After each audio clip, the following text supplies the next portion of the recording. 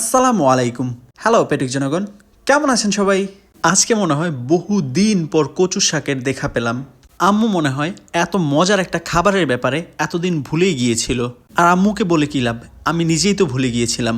যাই হোক, এতদিন পরে কচু শাকের সঙ্গে দেখা হয়ে ভালোই লাগলো। ইয়াম্মি টু মিটু কচু শাক।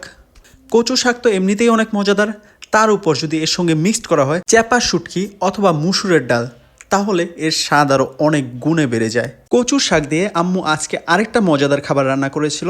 কচুর শাকের যেই কচি কচি পাতাগুলা থাকে সেইগুলাকে আলাদা করে ছোট চিংড়ি মাছের শুটকি দিয়ে রান্না করা হয়েছিল, এবং এই খাবারটি কচুর শাকের ভর্তার থেকেও অনেক বেশি মজাদার হয়েছিল। এমনিতে কচু শাকের ভর্তায় আমার বেশি পছন্দ, কিন্তু আজকে এই চিংড়ি দিয়ে কচি কচুর শাকের তরকারির প্রশংসা না করলে এই তরকারিকে অপমান করা হবে।